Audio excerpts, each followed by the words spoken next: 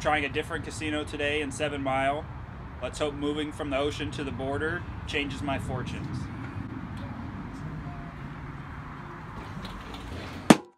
What the? That's not supposed to be built here. You gotta tear it down and build it again. About 7 miles south of here. You're such a fucking dumbass, Trump. The wall just got 10 feet taller, believe me. It's got 10 feet taller. I saw him make the statement. I saw him use the word that he used. I can only tell you, if I would have used even half of that word, it would have been national scandal. This guy used a filthy, disgusting word on television, and he should be ashamed of himself, and he should apologize, okay? I will not be apologizing, but thanks for taking down that wall so quickly. Now I can get to the poker action, where I get a seat right away at a 2-3 must-move game, and I can immediately tell that the game is good. Lots of limped pots going very multi-way, and right on cue I pick up ace-queen off in middle position, and see all 3 players ahead of me limp in. I raise it up to 20, everyone behind me folds, then 2 of the 3 limpers end up calling. Flop comes jack high with 2 clubs, and the action checks to me. I think I can go either way here, between checking and betting. I have the ace of clubs, which makes flush draws much less likely, but the limpers should have more jacks in their ranges than mine, with middling Broadway hands that they feel are not good enough to raise with, something like jack 10 or queen jack. I decide to check back with some showdown value, which I think's a fine play. I see the very best card in the deck on the turn with the queen of clubs. I now have top pair, top kicker with the nut flush draw, and get 2 checks ahead of me once again. I put out a little under a 2/3 bet after the rake, which I think was a tad small. I should have made it something around 50, because these players seem like they will just continue to any normal bet with hands that they like. On this specific board, I would think it would be weaker queens and stubborn flop top pairs, especially if they have a club draw along with it. I get 1 caller and see an offsuit 7 on the river. Villain checks, and I have a very easy value bet and decided on about half pot of 75. I take it down after Villain calls, when he ended up thinking for a little bit, then mucking. This hand shows the importance of paying close attention to bet sizing, because if I made a $50 turn bet, setting up a bigger river bet of 115, I would have gotten $50 more in value when I was called. Impossible to know whether Villain would have called those bigger bets or not, but I think I lost a good amount of value that would have been crucial to increasing that win rate. The table was very active, but it also had a lot of turnover, with people leaving rather quickly. So I actually got called to move to the main game within just an hour of playing. I take a little over $400 over to my new table, where hopefully the players are just as fishy as this one. After a few rounds at the main game folding every hand, I get dealt pocket 7s on the button, with everyone folding ahead of me. I open raise to 10, smaller than normal since I want action when I'm in late position.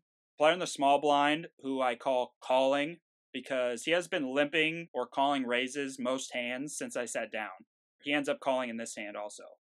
Then a player in the big blind, who I call folding, because he has been folding every hand since I sat down.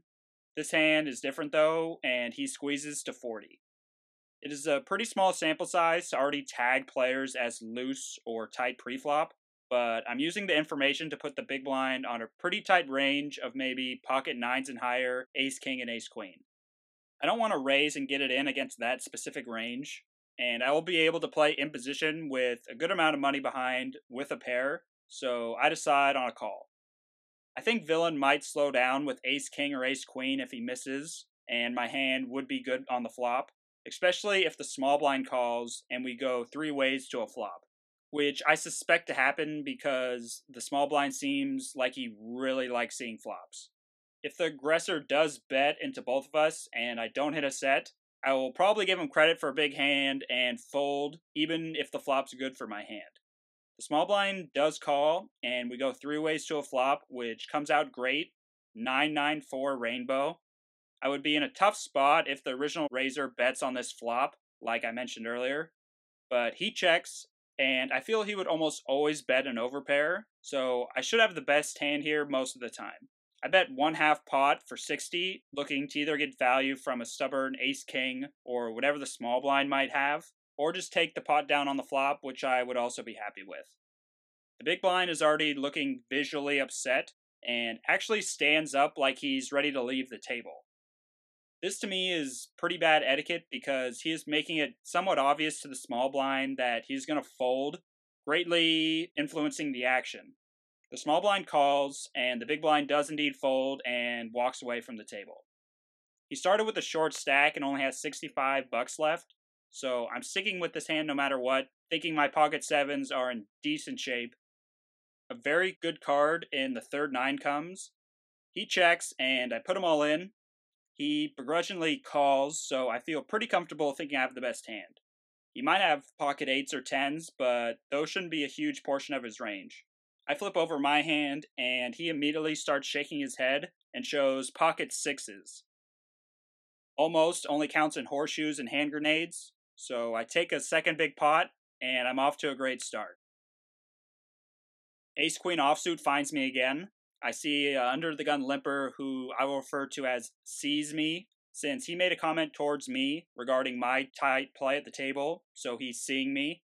I guess I stand out folding most hands when most of the other players at the table limp with most of their hands. But I raise to 16 and get many folds behind me until the big blind calls, who I refer to as tank top. He's a younger guy who is wearing a tank top and doesn't seem to like folding and has been very active so far. The limper calls and we go 3 ways to a queen 2 flop. Pretty gin for me. It gets checked to me, and I decide on betting small for half pot. I want to put a small bet out there like I'm possibly scared of someone having a queen, or like I'm just trying to buy the pot. Tang Top takes the bait and raises to 75 with sees me folding. I can call here and play a turn in position, but I don't think Tang Top will continue bluffing if I call here.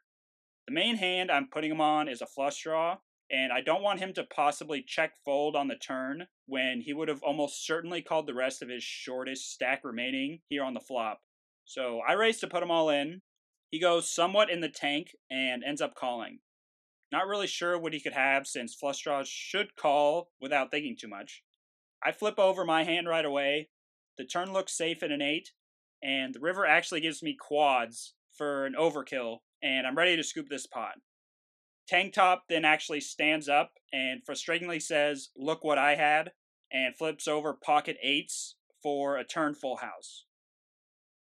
Not really sure why he raised that hand on the flop, but I'm sure glad that 4th queen came on the river, because that would have been a brutal beat for me. Even more so because I haven't been running that great recently. Running great today though, I've played 3 big hands, winning each one, bringing me to a big stack of about 860. Things are going my way early on, all this within the first 2 hours of playing. If you see me with King 3 offsuit, it is pretty certain it was a multi-way limped pot, so let's just skip to the flop, going 5 ways. I flop top pair on a very draw-heavy board, decide to check, which I would do with all my hands in this spot, and the action checks around. Turn comes an 8, which is actually a pretty good card since it doesn't change much. I decide to check, thinking my hand isn't good enough with only a 3 kicker, but I definitely could have bet here to get some value from all the possible draws out there. I just wouldn't have wanted to put myself in a weird spot if I get raised. A player I call Crazy bets out $7. This guy has been open raising and playing almost every single pot. One hand, he triple barreled after raising ace-9 offsuit from early position, also in a multi-way pot for no reason. Up to this point in the session, this was the craziest play he did. Later on though, he actually checked raised, then shoved on the turn with 7 high, no draw, when the board was king, queen, 10, where he lost to a pair of queens. A few hands later, he raised from early position, and then bet 3 streets with 7-6 offsuit when the board was 4-4-2, 10-2. So, no draw, no pair. This looks like this might be the craziest player I've ever played with, but at the time of this specific hand, I just thought he was a somewhat normal, crazy, aggressive gambler type player. Tang Top calls, Not too worried about that. Most better hands should have bet the flop. I call thinking my hand at the moment is good most of the time. River is the infamous blank card in a deuce. I check, crazy, then bet 17, tank top folds, and I make the easy call. He takes his time and slowly flips over ace-8 suited for fourth pair. Not sure if he was turning his hand into a bluff or value betting, and this was an additional sign for me to get involved with this player, even before his crazy maneuvers later in the session. He has a big stack, so I'm just waiting for a good spot to gladly be the one who takes his chips. After that hand, I have a stack about right at 900 and pick up Queen 10 suited in the hijack. A loose player limps under the gun. He has been limping with most of his hands. Sees me, raises to 15, and the action is on me. The under the gun player, as well as Sees Me, have commented on my tight play so far, meaning I have a perfect raising spot here because I'll get a lot of respect on the raise and get many folds. I also have a decent hand that flops well, and a very important factor is Sees Me and I are both very deep stacked, so even if he does have a good hand, he will likely proceed with caution, where I could play a deceptive hand in position while representing a more premium hand to the villain, and will be able to play deep stacked. He ends up folding though, which I suspected would happen most of the time, and I take down the pot. I don't always bluff, but when I do, I prefer to do it against players that can actually fold, while also drinking Dos Equis. In this last hand, I see a couple of cowboys and an under-the-gun limper. This player has been very loose pre-flop, limping then calling raises with 7-6 off and 10-9 off, so for sure looking to get a big pot going against him.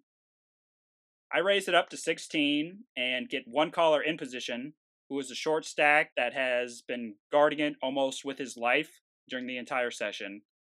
Then a new arriving player with a 2/3 stack calls in the small blind, as well as the original limper. The pot is already big, with having only about double the pot behind effective, so I'm looking to get it all in on most flops. This one for sure qualifies in Queen Jack 6 2 hearts. I'm really only scared of Queen Jack and pocket sixes, since pocket jacks and pocket queens I would expect to re-raise. I bet 40 once it checks to me.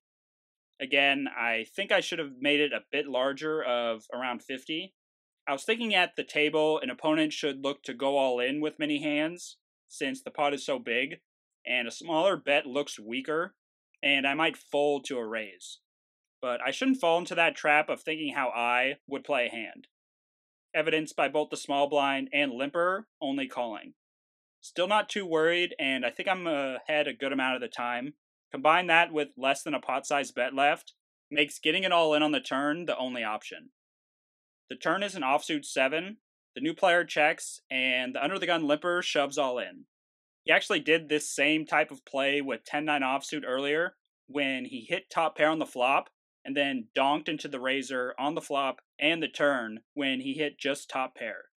So I think I'm still mostly ahead of his range, and decide on making it just a little more to put the small blind all in, where he actually snap calls, which makes me now a little worried. He shows pocket queens for top set, and limper shows pocket aces, putting me in third place with a blank river. Not the greatest read, to say the least. I have no idea why the players played their hands that way, and I'm not even going to try to comprehend their thought process. I will say this though, the casino seems like a good spot for sure, and I will be choosing 7 Mile over Ocean's 11 as my home poker room for the time being. The crazy player ended up getting stacked after losing a couple big hands and left, so the main reason to never ever leave was gone. I called it quits after 5 hours and booked a win of $335. This weekend I'm going to Vegas for a birthday party, so look forward to that episode coming next week. Then after that I'll be back at it at 7 Mile, where hopefully crazy is a regular.